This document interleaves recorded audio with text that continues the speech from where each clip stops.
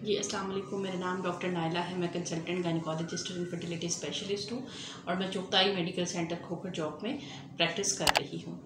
तो आज हमने जिस टॉपिक के ऊपर बात करनी है वो है कि फैमिली बैलेंसिंग, जेंडर सिलेक्शन, या आप अगर अपनी मर्ज़ी से बेटा या बेटी के ख्वाहिशमंद हैं तो उसकी ख्वाहिश को किस तरह से पाया तकमील तक पहुँचाया जा सकता है। तो पहले जो मैंने वीडियोस बनाई हैं वो इनफर्टिलिटी के ऊपर हैं। अभी मुझे ये रिक्वेस्ट आ रही थी कि अगर कोई ऐसा तरीका साइंसी तौर पे मौजूद है कि आप के लिए जो है वो फैमिली बैलेंसिंग, जेंडर सिलेक्शन, यानी अपनी मर्ज़ी से बेटा या बेटी पैदा किया जा सकता है, तो इसके बारे में आप वीडियो बताएं। तो मैंने आज इसके ऊपर बनाना है। इससे पहले कि हम इस पर फर्दर बात करें, मेरी आप लोगों से रिक्वेस्ट है कि मेरी वीडियो को आप एंड तक सुनिएगा। चैनल को आपने लाइक करना है, सब्सक्राइब करना है और इसको दूसरों के साथ शेयर करना है। तो अब हम देखते हैं कि अपनी मर्ज़ी से बेटा या बेटी हासिल करने के क्या तरीके हैं। यहाँ पे मैं आपको बताती चलूँ कि जो जेंडर की जो डिटर्मिनेशन है वो मेल या फादर की तरफ से होती है। यहाँ पर मैं एक हदीस कोट करना चाहती हूँ कि एक हदीस में आता है कि अगर मर्द का पानी औरत पे गालिब आ जाए तो बेटा पैदा होता है, और अगर औरत का पानी मर्द पे गालिब आ जाए तो बेटी पैदा होती है। तो इस यहाँ पे मैं आपको ये जिक्र करना चाहती हूँ कि अगर आप क्रोमोसोमल एनालिसिस में देखें तो मेल के पास एक्स और वाई दोनों तरह के स्पर्म्स मौजूद होते हैं, जबकि फीमेल के पास जो है वो एक्स होता है। अगर वाई स्पर्म यानी कि मेल स्पर्म फीमेल एग के साथ मिलेगा तो बेटा पैदा होगा, और अगर एक्स के साथ मिलेगा तो बेटी पैदा होगी। तो ये इस चीज़ का जो है वो मतलब है। इसको मुख्तलिफ़ तरीक़ों से कोट किया जाता है और मुख्तलिफ़ गलत तरीक़ों से कोट करने की कोशिश की जाती है। तो इसका मैं आपको ये बता देना चाहती हूँ कि बेसिकली जो है वो एक्स अगर एक्स से मिलता है तो वो फीमेल है, और अगर वाई एक्स के साथ मिलता है तो मेल बेटी पैदा होता है। अच्छा, अब क्या बात आती है कि क्या नेचुरली कुछ ऐसे तरीक़ाकार मौजूद हैं जिनको इस्तेमाल करके बेटा या बेटी पैदा किया जा सके। तो इसका जवाब नहीं है, क्योंकि कोई भी साइंसी तरीका इलाज के मुताबिक ये तरीक़ाकार साबित नहीं है।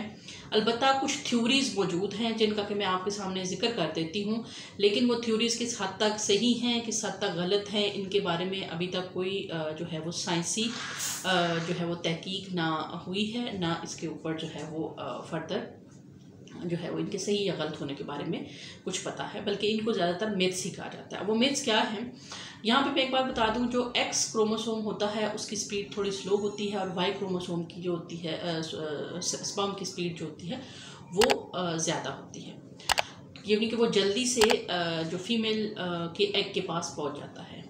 तो अक्सर लोग ये कहते हैं कि अगर आप बेटे के ख्वाहिशमंद हैं तो आप 14वें दिन पे जबकि एग रिलीज़ हो रहा होता है तो आप अपने हस्बैंड के साथ या अपनी बीवी के साथ रिलेशनशिप उस टाइम में काम पैदा करें, ताकि जो है वो वाई स्पर्म जो कि बेटा पैदा करने का ज़िम्मेदार है वो फ़ौरन से अपनी स्पीड ज़्यादा होने की वजह से एग के पास पहुँच जाए, फर्टिलाइजेशन करके बेबी बॉय पैदा हो। लेकिन अगर आप बेटी पैदा करना चाहते हैं तो 11वें, 12वें और 13वें दिन में इंटरकोर्स करें, ताकि जो है वो जो मेल स्पर्म है वो चूँकि स्पीड में ज़्यादा होता है वो पहले पहुंच जाएगा, तो साथ ही जो है वो पीछे एक्स क्रोमोसोम भी मौजूद होगा। वाई स्पर्म जो है वो मोटिलिटी के बाद जो है वो अपनी एक्टिविटी लूज़ करने लग जाता है, और एक्स जो स्पर्म होता है वो एक्टिव रहता है, तो आपके घर में बेटी पैदा होने का चांस है। तो ये तो एक थ्योरी है, ये हकीकत से इसका कोई ताल्लुक़ है, ये नहीं ताल्लुक़ है। साइंसी तौर पे ये बात बिल्कुल साबित नहीं हुई, ना ही इसके ऊपर कोई ट्रायल्स हुए हैं और उनके रिजल्ट्स पब्लिश हुए हैं। इसी तरह से कुछ लोग कहते हैं कि अगर हम ऐसी ग़िज़ाएँ खाएं जिससे कि बॉडी की पीएच जो है वो बेसिक होना शुरू हो जाए, तो उससे भी जो है वो बॉडी जो है वो प्रेफर कर लेती है कि वो सेलेक्ट कर लेती है मेल स्पर्म्स को, और इस तरह से बेटा पैदा होता है। और अगर हम तेज़ाबी चीज़ें खाते हैं तो उससे जो है वो बेटी पैदा होती है। ये भी बात सिर्फ मुहावरों तक और थ्योरीज तक है, इसमें कोई सच्चाई पाई जाती है, साइंस का इसके साथ कोई ताल्लुक़ नहीं है। इसी तरह से बहुत सारे मिथ्स इस बारे में ये पाए जाते हैं कि सर्टन जो पोजीशन ऑफ इंटरकोर्स होती हैं वो रिलेटेड होती हैं बॉय के साथ, और सर्टन पोजीशन ऑफ इंटरकोर्स होती हैं जो कि रिलेटेड होती हैं गर्ल के साथ। तो ये सारी चीज़ों का हकीकत से कोई ताल्लुक़ नहीं है। अब हम आते हैं दो अहम साइंसी तरीकाकार के बारे में जिससे कि आप अपनी मर्ज़ी का बेटा या बेटी पैदा कर सकते हैं। तो वो क्या है? उनमें सबसे पहला तरीका है स्पर्म सॉर्टिंग। स्पर्म सॉर्टिंग का मतलब ये है कि दो तरह के स्पर्म हैं, एक्स और वाई स्पर्म। तो हम क्या करते हैं कि अपनी लेबॉर्ट्रीज़ के अंदर जो एक्स क्रोमोसोम होता है उसके अंदर डीएनए की मिकदार ज़्यादा होती है और वाई क्रोमोसोम के अंदर डीएनए की मिकदार कम होती है। तो जब हम उनको अपनी लेबॉर्ट्रीज़ के अंदर डाई करते हैं, उनके को कलर करते हैं, तो चूँकि डीएनए फीमेल का एक्स क्रोमोसोम में ज़्यादा होता है तो वो क्या होता है कि वो डार्क हो जाते हैं और जो मेल स्पर्म्स होते हैं वो थोड़े लाइट रह जाते हैं। इस तरह से क्या होता है कि हम सारे लाइट स्पर्म्स इकट्ठे कर लेते हैं और उनको बजरिया IUI इंट्रायूट्राइन इंसेमिनेशन फीमेल की यूट्रस के अंदर डाल दिए जाते हैं और इस तरह से जब फर्टिलाइजेशन होती है तो 90% चांस होता है कि बेटा पैदा हो। और अगर जो बेटी के ख्वाहिशमंद लोग हैं तो उनमें हम क्या करते हैं कि हम जो डार्क कलर के स्पर्म्स होते हैं उनको इकट्ठा कर लेते हैं और उनको यूट्रस के अंदर, बच्चेदानी के अंदर डाल देते हैं और उससे क्या होता है कि ज़्यादा 90% चांस होता है कि बेटी पैदा हो। तो ये भी, इसमें भी 90% चांस है, 100% इसके अंदर भी चांस नहीं है। लेकिन आम जो एक नेचुरल कंसेप्शन होती है उसके अंदर जो है वो 50-50% चांस होता है बेबी गर्ल या बेबी बॉय होने का, और इसमें 90% चांस है। तो ये एक बेहतर ऑप्शन है। दूसरा जो साइंसी तरीकाकार रिसर्च से साबित शुदा तरीका है वो है इक्सी का। इक्सी में क्या होता है कि हम फीमेल के एग मैच्योर करवा के उनको एक ख़ास तरीके के साथ, जिसको कि हमारी ज़ुबान में ओवम पिकअप कहते हैं, वो इकट्ठे कर लेते हैं। और याद रहे कि जो फीमेल के अंडे होते हैं वो XX ही होते हैं, यानी उनके अंदर वो सारे के सारे एक्स होंगे। इसी तरह से हम मेल के स्पर्म्स ले लेते हैं, कुछ स्पर्म्स एक्स ले लेते हैं, कुछ वाई ले लेते हैं और उनको वो क्या करते हैं, हम फर्टिलाइजेशन के लिए छोड़ देते हैं।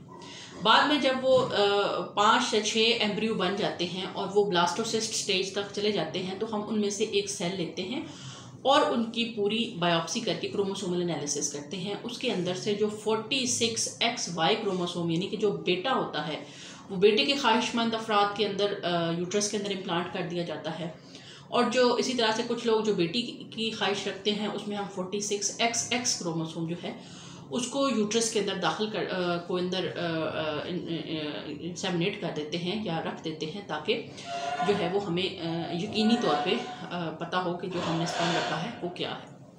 इसको इस तरीकाकार को इक्सी कहते हैं। इसका मतलब ये है कि इंट्रासाइटोप्लाज्मिक इंजेक्शन ऑफ स्पर्म्स। तो ये वो तरीका है जिसमें कि 100% जो है, जो आपकी घर में अगर आप चाहते हैं कि आपका बेबी बॉय हो या बेबी गर्ल हो तो तकरीबन 100% तक जो है इसके रिजल्ट्स आते हैं। लेकिन ये तरीकाकार बहुत ज़्यादा एक्सपेंसिव होता है। इसके अंदर जो कल्चर मीडियम यूज़ होते हैं और जो मेडिसिन फीमेल के एग्स को स्टिमुलेट करने के लिए और ओवम पिकअप के लिए जो तरीकाकार यूज़ होता है वो थोड़ा कॉस्टली होता है लेकिन इसके रिज़ल्ट्स बहुत अच्छे होते हैं। लेकिन जो तरीकाकार IUI है वो इक्सी की निस्बत काफ़ी सस्ता होता है और उसके लेकिन रिज़ल्ट में ये होता है कि 90% चांस होता है कि वो बेबी बॉय होगा और तकरीबन 10% चांस होता है कि जो भी आप बच्चा बॉय अगर लेना चाह रहे हैं वो नहीं होगा। मैंने अपनी क्लिनिकल प्रैक्टिस में देखा है कि IUI के अंदर जब हम स्पर्म सॉर्टिंग करते हैं तो रिज़ल्ट्स जो हैं वो इवन इससे भी बेहतर होते हैं। लेकिन चूँकि लिटरेचर के अंदर 90% ही लिखे गए हैं तो हम इसको 90% ही कोट करते हैं। तो ये वो तरीकाकार हैं जो कि आप अपनी फैमिली बैलेंसिंग के लिए यूज़ कर सकते हैं। यानी जिनके जो अफराद जिनके बेटियां हैं और अब बेटे के ख्वाहिशमंद हैं तो वो ये तरीकाकार यूज़ कर सकते हैं, और जिनके घर में बेटे हैं और वो बेटी की ख्वाहिश रखते हैं तो उनके लिए ये ऑप्शन मौजूद है। ये साइंस की से साबित शुदा तरीके हैं। खुदारा किसी हकीम के पास, किसी जो है वो कोई के पास बिल्कुल ना जाएं और इस जो कोई आपको ये कहता है कि जी हम ये कर देंगे आपको, आपके लिए जो है वो हम ये चिल्ला काटेंगे, हम ये काटेंगे और इससे आपका जो है वो बेटा पैदा होगा। अल्लाह ताला से दुआ करें, अल्लाह ताला, और दुआ के बाद उस पर यकीन करें। और अगर आप समझते हैं कि जी आपकी ख्वाहिश बहुत शदीद है और आप इसके ऊपर फर्दर जाना चाहते हैं तो आप इन दोनों तरीका स्पर्म सॉर्टिंग, बजरिया IUI और जेंडर सिलेक्शन PGT जिसको कहते हैं, बजरिया इक्सी से फ़ायदा उठा सकते हैं। तो इस वीडियो से का मकसद जो था वो आपके पास अक्सर जो है वो एविडेंस बेस्ड नॉलेज पहुँचाना था जो कि सही तरीकाकार है। एंड पे मैं आपसे फिर एक दफ़ा रिक्वेस्ट करूँगी कि आपने मेरे चैनल पे बाकी मौजूद वीडियोस को भी सुनना है। एविडेंस बेस जो हक़ाइक़ पे मुश्तमिल इल्म है उसको शुरू करना है, लेना है, और पोएट्री और जो फाल्स थ्योरीज़ होती हैं उनसे दूर रहना है। जब तक मैं बनाती हूँ नेक्स्ट वीडियो, तब तक के लिए अल्लाह हाफिज़। मिलते हैं इंशाल्लाह नेक्स्ट वीडियो में। ओके जी।